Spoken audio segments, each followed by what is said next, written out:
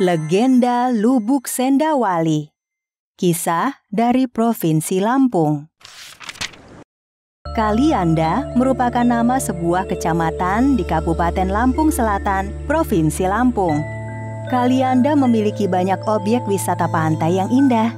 Lokasinya yang berada di bawah Gunung Rajabasa dan Teluk Lampung memberi anugerah keindahan alam yang mempesona.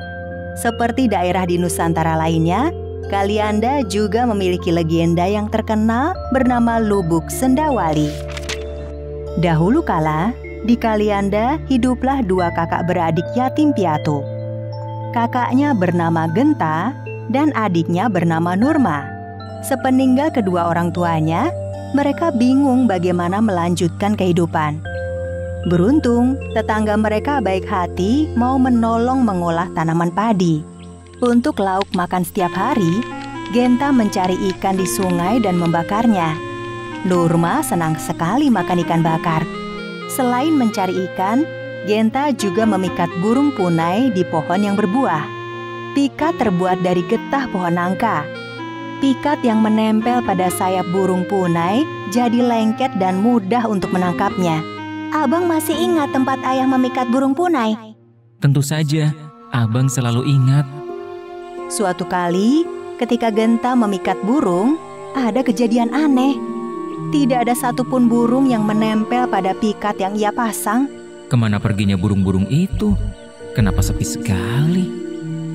Tiba-tiba, seekor monyet ekor panjang melompat dari dahan pohon, membuat Genta terkejut. Genta lelah. Ia tidak ingin pulang tanpa membawa bahan makanan untuk adiknya. Genta berpikir keras sambil istirahat di sebuah pohon besar. Tatkala ia menengok ke samping tempat duduknya, Genta melihat telur ular besar. Aku bawa pulang saja telur-telur ini. Lumayan untuk makan siang, daripada tidak ada lauk sama sekali. Genta bergegas pulang membawa bungkusan daun yang berisi telur. Ia menyeberangi sungai dan berhasil menuju permukiman rumahnya.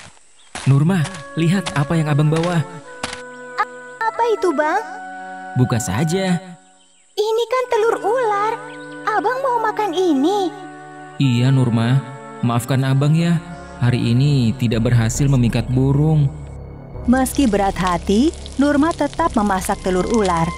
Namun, Nurma hanya mau memasak tanpa mau memakannya. Aku tidak mau makan telur ular, Bang. Orang bilang kalau makan ular, kita akan berubah menjadi ular pula. Ada-ada saja. Kalau kau tidak mau, biar abang saja yang makan. Aneh. Selesai makan, Genta jadi merasa kehausan. Nurma sudah bolak-balik mengambilkan air minum hingga persediaan air di rumah habis. Tapi Genta tetap kehausan. Akhirnya, Nurma mengambil air di sumur tetangga. Nurma, untuk apa kau ambil air sebanyak itu? Entah, Kak Uli, abang merasa kehausan terus-menerus. Sesampainya di rumah, Nurma terkejut mendapati seekor ular besar berada di rumahnya. Abang gimana? Abang, ada ular! Nurma, ini abang. Abang sudah berubah menjadi ular. Nurma semakin bingung dan ketakutan mendengar ular bisa bicara. Ular itu memang benar abangnya yang sudah berubah rupa. Abang, lalu Nurma harus bagaimana, Bang? Sudahlah adikku, daripada kau bersusah payah mengambil air terus-menerus, lebih baik kalau abang saja yang ke Lubuk Sendawali. Tapi tempat itu berisi ular-ular besar. Nurma takut ular-ular besar di sana mengeroyok abang. Abang akan membela diri. Nurma naik ke punggung abang ya. Jangan lupa bawakan serumpun selasih dan teruslah berdoa ketika abang masuk ke Lubuk Sendawali. Nurma menuruti permintaan kakaknya. Ia menaiki punggung kakaknya yang telah menjadi ular. Di perjalanan, warga kampung ketakutan melihat ada ular besar lewat. Tolong, ada ular besar. Tolong! Mendengar permohonan Nurma, warga kampung akhirnya membatalkan niat untuk membunuh ular. Genta dan Nurma bisa melanjutkan perjalanan lagi. Namun di kampung berikutnya, Nurma pun harus menghalau penduduk setempat yang ketakutan sekaligus berusaha membunuh ular Genta. Jangan dipukul, jangan dibunuh. Ia adalah kakakku yang sedang berjalan menuju Lubuk Sendawali. Tolong, jangan sakiti menyakiti kakakku. Beruntung, Nurma kembali berhasil membujuk warga yang ketakutan. Hingga akhirnya mereka sampai di Lubuk Sendawali. Begitu tiba di Lubuk Sendawali, Nurma segera turun dan menanam biji selasih di pinggir lubuk. Ingat Nurma, jika selasih ini tumbuh subur, berarti abang menang melawan ular-ular besar. Tapi jika selasih ini layu, berarti abang dalam kesulitan dihimpit ular-ular besar. Dan jika selasih mati, berarti abang juga mati. Nurma akan ingat pesan abang. Tidak lama kemudian, ular Genta pun masuk ke dalam lubuk. Nurma menunggu di tepi sungai tak jauh dari lubuk. Sambil menunggu, ia terus mengamati selasih yang ditanamnya. Jika selasih segar, ia merasa sangat senang. Sebaliknya jika layu, ia menangis seorang diri. Begitu terus selama berhari-hari. Suatu ketika, ular Genta yang terus melawan ular besar akhirnya kalah dan mati di dalam Lubuk Sendawali. Selasih yang ditanam adiknya pun mati. Nurma menangis sejadi-jadinya. Karena kesedihan yang teramat sangat, Nurma memanjat pohon besar melalui akar-akar gantungnya. Di atas pohon itu, ia terus menangis, mengingat dan mendoakan abangnya. Beberapa hari kemudian, seorang anak raja yang sedang berburu mendengar suara tangis. Semakin lama, suara tangis itu terdengar semakin dekat. Dari mana suara tangisan itu berasal? Ketika melihat ke atas, anak muda tersebut merasa silau oleh sebuah cahaya di atas pohon dan melihat anak perempuan menangis. Ia pun segera memerintahkan hulu balangnya untuk menurunkan gadis yang tengah menangis itu. Setelah turun, anak raja pun mengajak Nurma untuk ikut serta ke kerajaan. Aku senang diajak ke istana, tapi aku masih punya abang yang harus aku selamatkan. Di mana abangmu? Ia ada di dalam lubuk. Sepertinya abangku sudah meninggal karena selasih yang aku tanam juga sudah mati.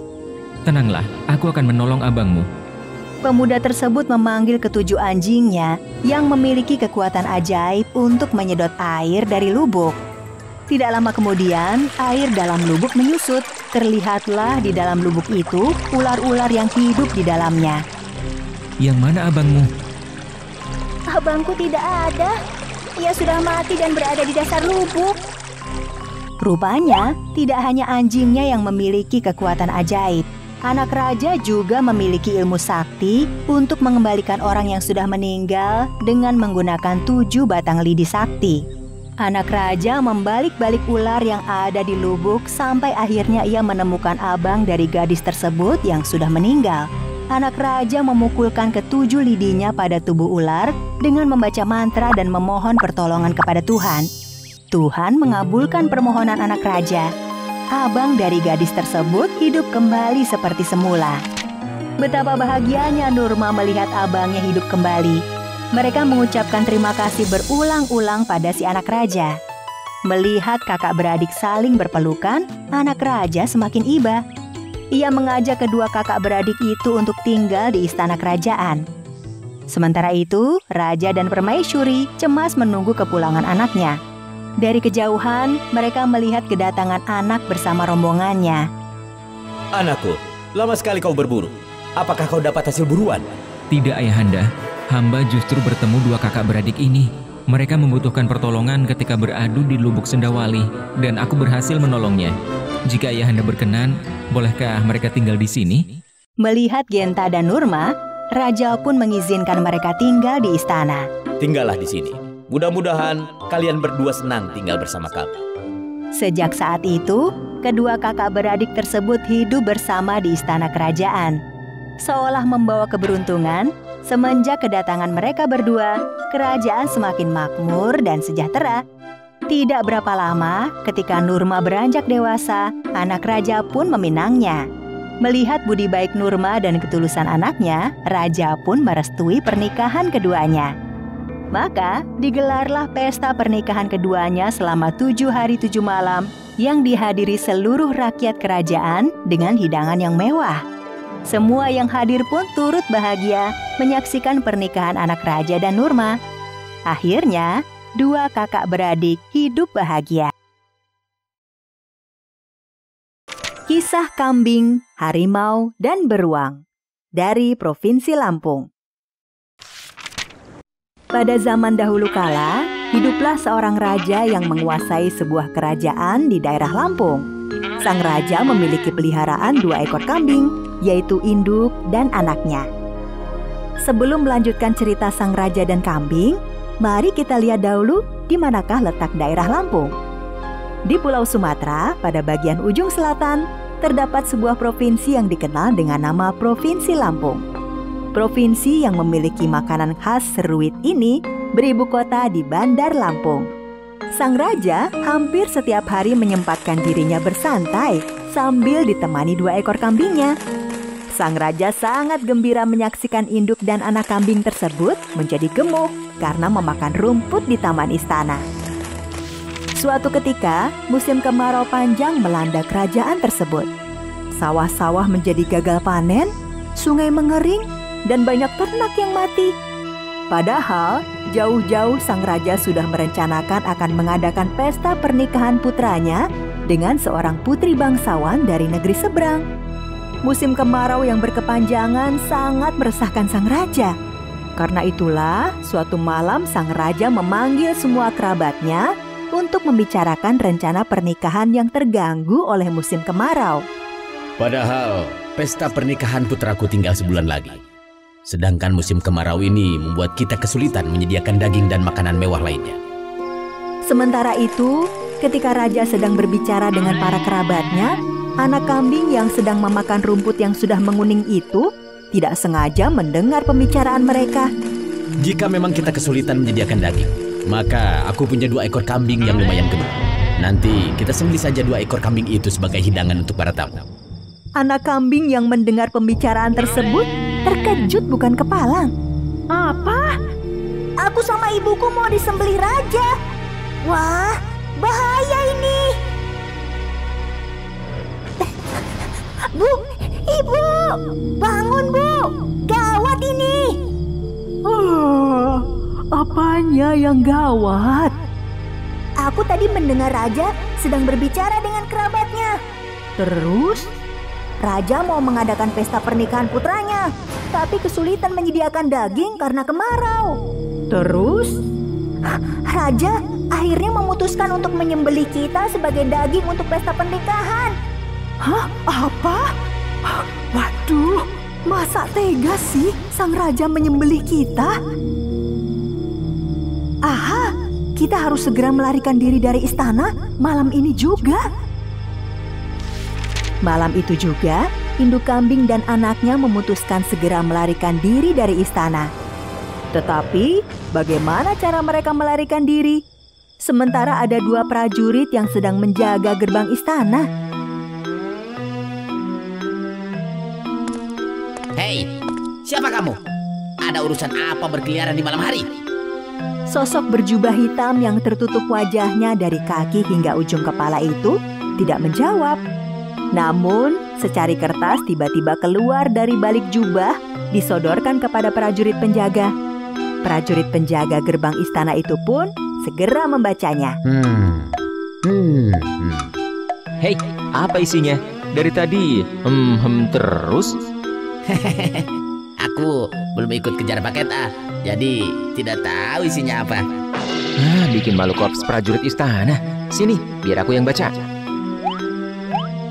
Oh, Yang Mulia Mahapati, maafkan hamba tidak mengenali kalau Anda menyamar dan sedang melaksanakan misi rahasia dari Sang Maharaja.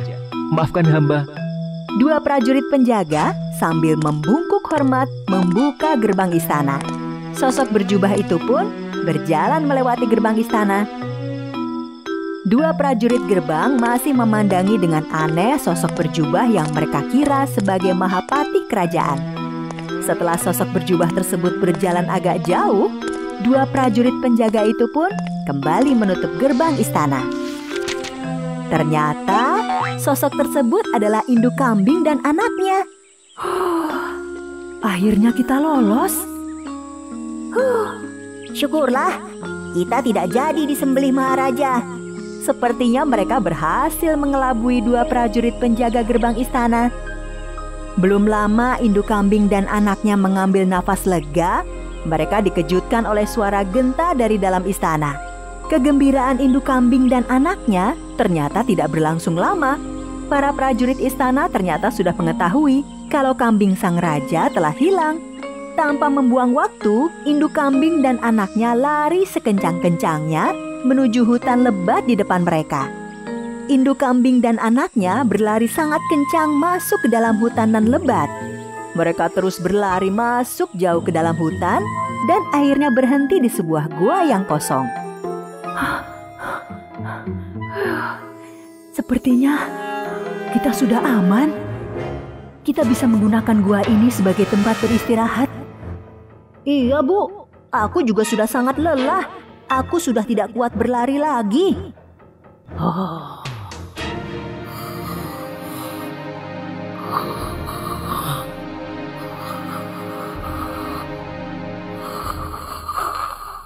Bu, aku lapar sekali. Ayo kita cari makan. Iya, Nak. Ibu juga sangat lapar. Tidak lama kemudian, induk kambing dan anaknya menemukan tanaman bengkoang.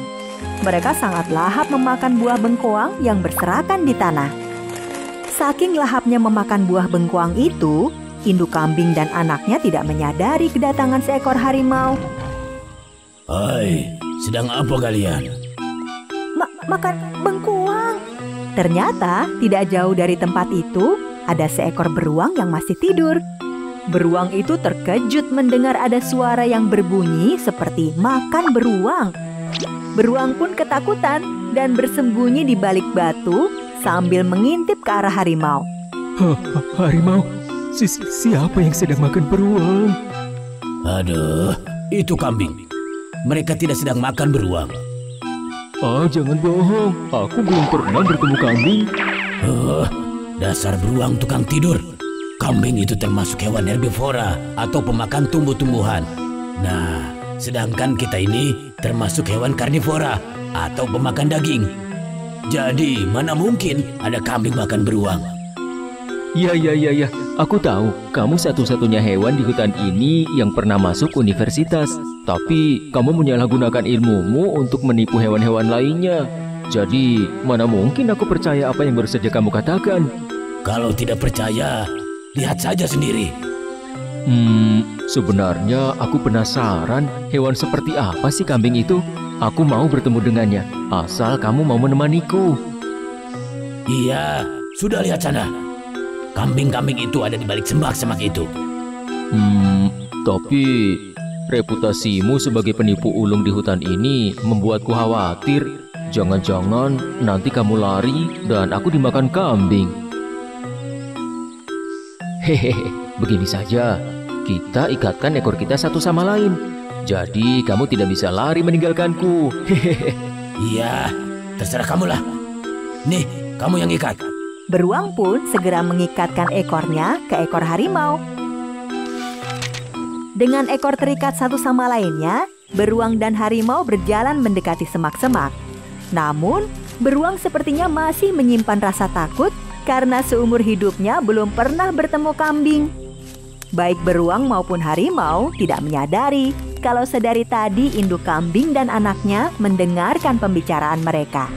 Ketika beruang dan harimau sudah sangat dekat ke semak-semak, tiba-tiba terdengar suara induk kambing berbicara sangat keras seperti sedang membentak. Hei beruang, jangan kamu anggap bisa selamat meskipun bersama harimau. Justru aku akan memakan kalian berdua. Hahaha. Beruang yang masih ketakutan itu terkejut bukan kepalang. Hei, beruang, jangan lari. Ekor kita masih terikat. Aduh. Dia pun segera lari terbirit-birit tanpa menghiraukan ekornya yang masih terikat dengan ekor harimau. Akibatnya, harimau terseret di belakangnya. Akhirnya kita selamat, Nak.